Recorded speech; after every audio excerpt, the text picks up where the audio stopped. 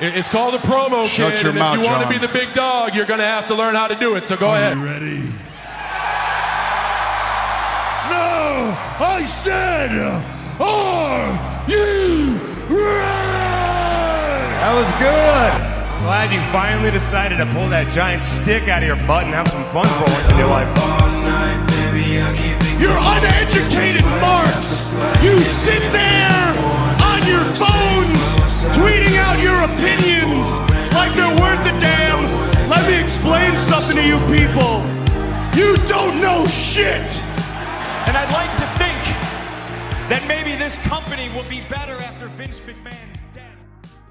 Okay, I had to wait. First Through the Table of Season 3, although technically it's still like the first season of Through the Table. We just kind of do them at random now. They happen. It's a fun time. It's a fun time.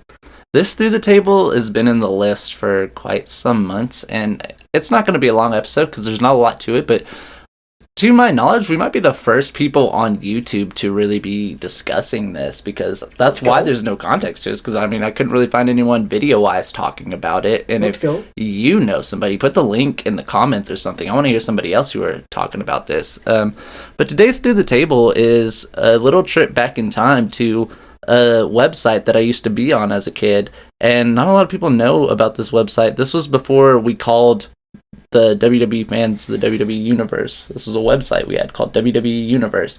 Did you ever get on it as a kid? No, I wasn't on the computer till like high school.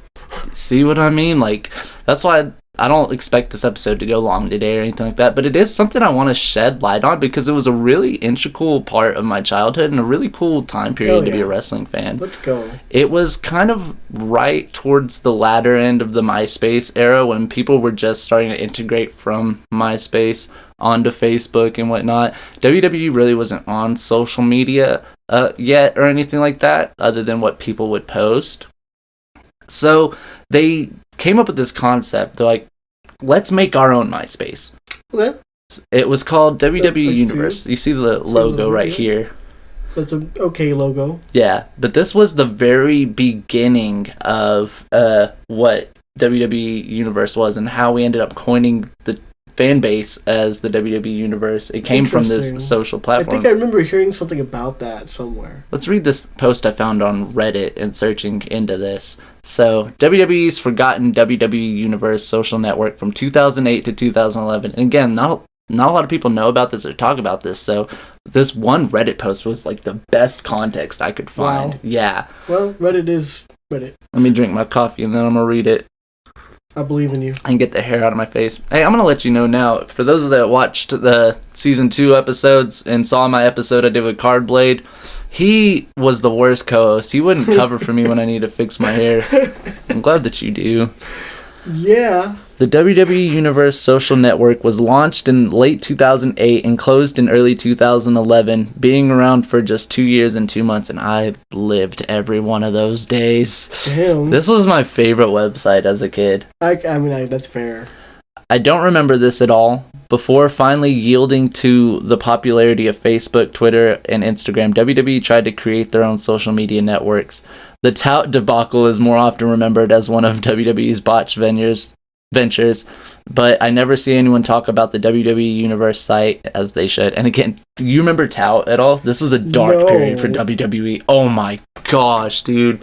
To tout it out. For those that remember and touted stuff out, I feel sorry for y'all. That shit was stupid. Terrible. This was like right at the edge of Vine too. You made like little short clips to post to tout, and superstars and fans alike would post them. I remember seeing stuff, going back and watching old shows. I remember seeing things like that, and you're like, what is this? The only good thing about the tout era, the tout period, were the fact that the world champions were like Daniel Bryan and CM Punk.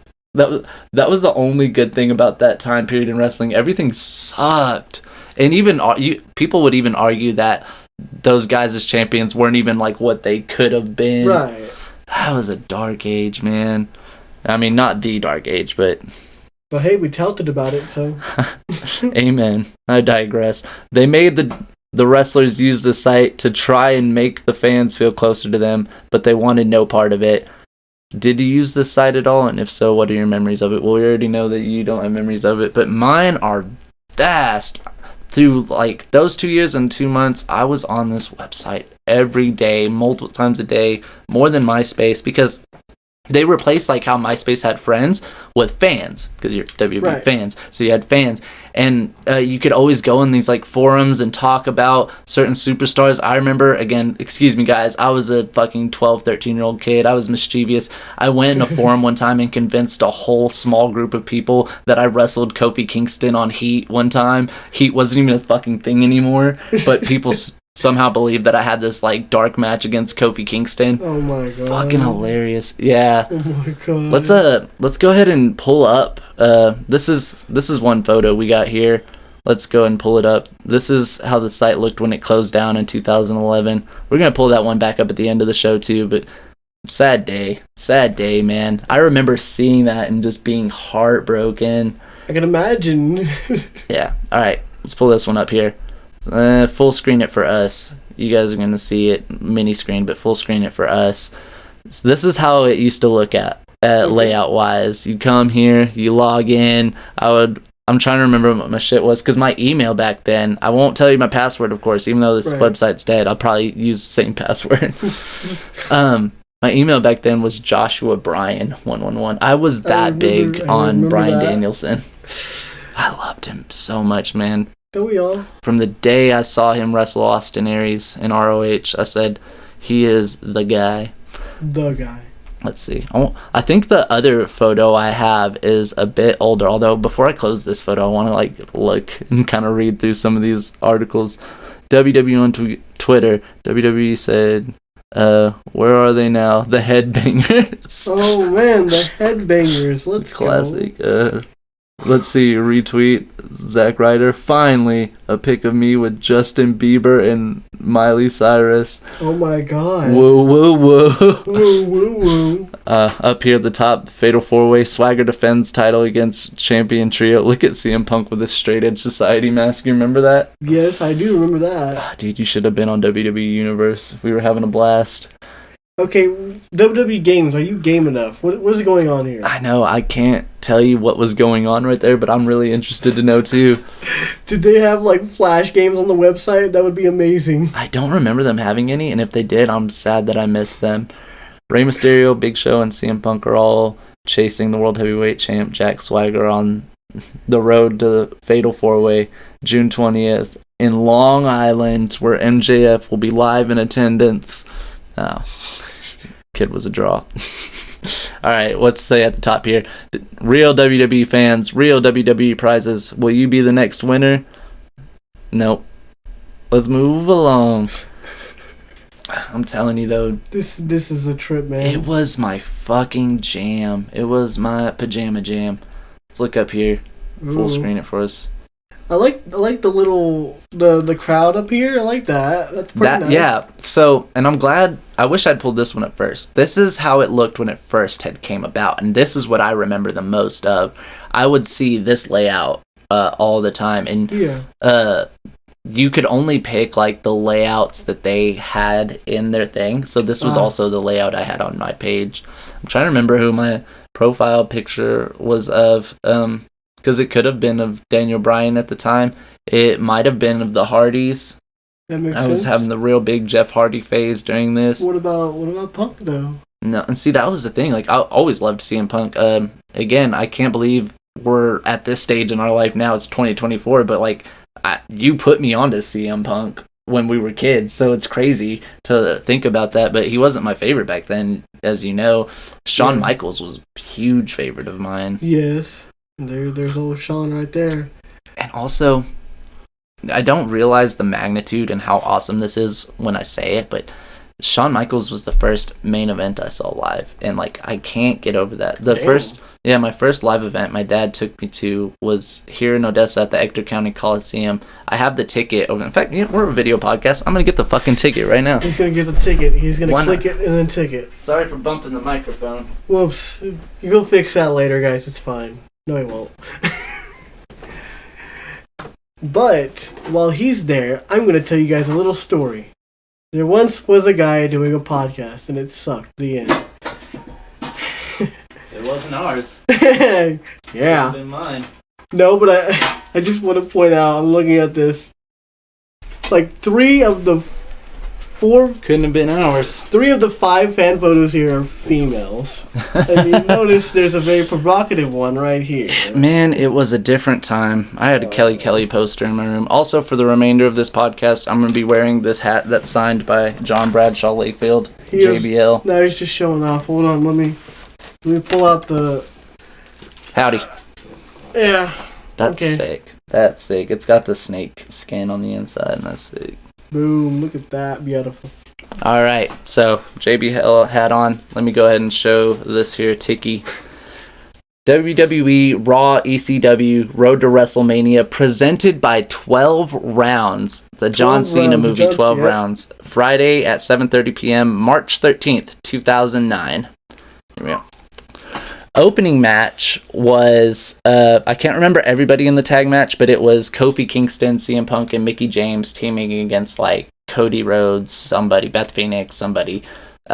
Great opener when you think about it. But the main event was Shawn Michaels versus Chris Jericho in an Odessa street fight. Let's go. They love those. They love Awesome.